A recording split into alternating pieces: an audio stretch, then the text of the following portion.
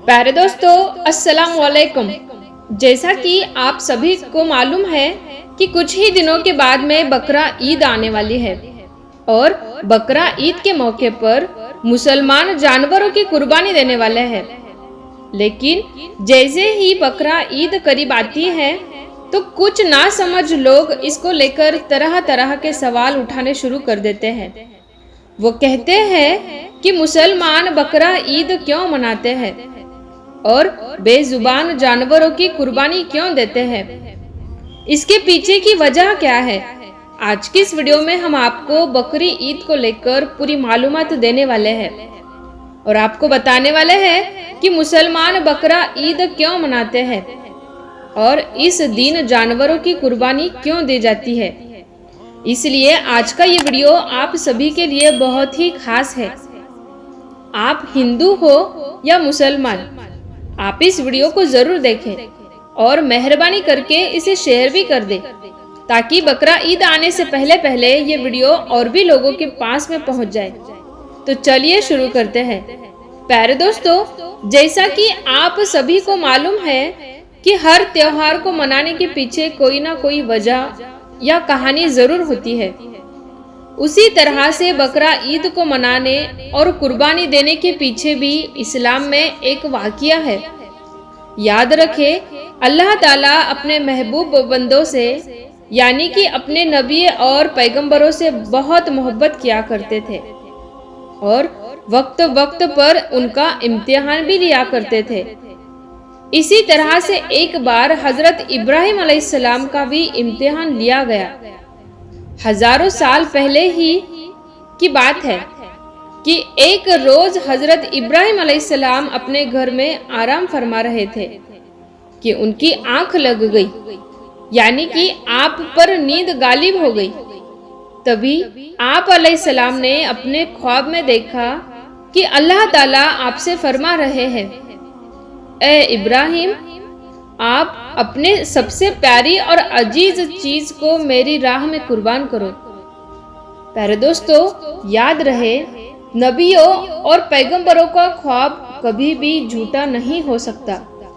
इसलिए हजरत इब्राहिम अलैहिस्सलाम ने ये ख्वाब सच जाना और अपनी अजीज चीज को अल्लाह की राह में कुर्बान करने के लिए तैयार हो गए। उस वक्त हजरत इब्राहिम अलैहिस्सलाम के पास में काफी तादाद में ऊंट हुआ करते थे। इसलिए सुबह होते ही आपने उन ऊंटों में से 100 ऊंटों की कुर्बानी दे दी, यानी कि 100 ऊंट अल्लाह की राह में कुर्बान कर दिए। मगर फिर जैसे ही दूसरी बार आपकी आंख लगी तो फिर से अल्लाह ताला की तरफ से आवाज आई कि ए इब्राहिम, आप अपनी सबसे प्यारी और सबसे अजीज चीज को मेरी राह में कुर्बान करो। तो इसलिए फिर दूसरे दिन हजरत इब्राहिम अलैहिस्सलाम ने 200 ऊंटों की कुर्बानी दे दी, यानी 200 ऊंट अल्लाह की राह में कुर्बान कर दिए। मगर फिर तीसरी रात जैसे ही आपकी आंख लगी तो अल्लाह ताला की तरफ से फिर से वही आवाज आई कि ए इब्राहिम, आप अपने सबसे प्यारी और सबसे अजीज चीज को मेरी राह में कुर्बान करो। ये सुनकर आप अलैहिस्सलाम सोचने लगे कि मेरे लिए सबसे प्यारी और सबसे अजीज चीज तो मेरा बेटा इस्माइल है। आप सोचने लगे कि अल्लाह ताला कहीं ये तो देखना नहीं चाहता है कि मैं सबसे ज्यादा प्यार अपने फर्जंद यानी कि अपने बेटे इस्माइल को करता हूँ या फिर अपने खाली के हकीकी से करता हूँ। प्यारे दोस्तों, हम आपको बता दें कि हजरत इब्राहिम अलैहिस्सलाम और हजरत हाजरा का सिर्फ एक ही बेटा था और वो भी काफी दुआ और मन्नत करने के बाद में अल्लाह ताला ने आपको बुढ़ापे की उम्र में अता किया था। इसलिए हजरत इब्राहिम और हजरत हाजरा अपने बेटे इस्माइल से बहुत प्यार किया करते थे। मगर जैसे ही आप अलैहिस्सलाम ने अल्लाह का ये हुक्म सुना तो आपने ये इरादा कर लिया कि वो अपने सबसे अजीज चीज اور سب سے پیارے بیٹے اسماعیل کو اللہ کی راہ میں قربان کر دیں گے۔ اس لیے پھر دوسرے دن حضرت ابراہیم علیہ السلام نے اپنی بیوی حضرت ہاجرہ سے کہا، اے ہاجرہ، اپنے بیٹے کو غسل کراؤ، نئے نئے کپڑے پہناؤ اور خوشبو لگا کر بالکل دلہے کی طرح تیار کر دو۔ آج ہم اپنے ایک دوست کے گھر پر دعوت پر جا رہے ہیں۔ یہ سن کر آپ کی بیوی حضرت ہاجرہ بہت خوش ہوئی اور خوشی خوشی سے اپنے بیٹے حضرت اسماعیل کو تیار کر دیا۔ پھر جب حضرت ابراہیم علیہ السلام اپنے پیارے بیٹے اسلام کو لے کر فلسطین سے مکہ کی طرف روانہ ہونے لگے، تبھی آپ کے گھر میں ایک شیطان داخل ہوا اور وہ آپ کی بیوی حضرت ہاجرہ سے کہنے لگا، اے ہاجرہ، کیا تمہیں پتہ بھی ہے کہ تمہارے پیارے بیٹے کو کہاں پر لے جایا جا رہا ہے؟ تمہارے بیٹے کو تمہارا شوہر کسی دوست کے گھر دعوت پر نہیں لے جا رہا ہے، بلکہ تمہارے پیارے بیٹے اسماعیل کو قربانی کرنے کے لیے جایا جا رہا ہے، یعنی کہ مارنے کے لیے لے جایا جا رہا ہے۔ یہ سن کر حضرت ہاجرہ نے کہا، میں اپنے ابراہیم کو اچھی طرح سے جانتی ہوں، بھلا ایک باپ اپنے بیٹے کو کیوں مارے گا؟ تو یہ سن کر شیطان نے کہا کہ تمہارے شوہر ابراہیم نے ایک خواب دیکھا ہے جس میں اللہ نے تمہارے پیارے بیٹے اسماعیل کی قربانی مانگی ہے، اس لیے ابراہیم اس کو قربانی کرنے کے لیے جا رہے ہیں۔ تو یہ سن کر آپ کی بیوی حضرت ہاجرہ فخر سے کہنے لگی، اے شیطان، تم پر لعنت ہو! اگر میرا بیٹا اللہ کی راہ میں قربان ہونے کے لیے جا رہا ہے تو میرے لیے اس سے بڑی خوشی کی بات اور کیا ہوگی؟ یہ تو میرا ایک بیٹا ہے۔ اگر میرے پاس میں ہزاروں اسماعیل بھی ہوتے تو میں خوشی خوشی سے ان کو اللہ کی راہ میں قربان ہونے کے لیے بھیج دیتی۔ یہ سن کر پھر شیطان حضرت اسماعیل کے پاس گیا اور کہنے لگا، اے اسماعیل، کیا تمہیں پتہ بھی ہے تمہارے بابا تمہیں کہاں لے کر جا رہے ہیں؟ وہ تمہیں کسی دعوت میں نہیں بلکہ وہ تمہیں مارنے کے لیے جا رہے ہیں، وہ تمہیں اللہ کی راہ میں قربان کرنے کے لیے جا رہے ہیں۔ تو یہ سن کر حضرت اسماعیل علیہ السلام نے فرمایا کہ اگر میں اللہ کی راہ میں قربان ہو جاؤں تو میرے سے بڑا خوش نصیب پھر کون ہوگا؟ یہ سن کر شیطان بہت مایوس ہوا، اس لیے پھر وہ حضرت ابراہیم علیہ السلام کے پاس پہنچا اور کہنے لگا، اے ابراہیم، اپنے پیارے بیٹے کو قربان کرنے کے لیے کیوں لے جا رہے ہو؟ تمہیں پتہ بھی ہے کہ تمہاری یہ قربانی اللہ کی بارگاہ میں قبول ہوگی بھی یا نہیں؟ اور دوسری بات، جب تم اپنے اس بیٹے کو قربان کر دو گے تو پھر بڑھاپے میں تمہاری خدمت کون کرے گا؟ بڑھاپے میں تمہاری دیکھ بھال کون کرے گا؟ یہ سن کر پھر حضرت ابراہیم علیہ السلام نے کچھ پتھر اٹھائے اور شیطان کو لعنتی کہہ کر مارنے لگے۔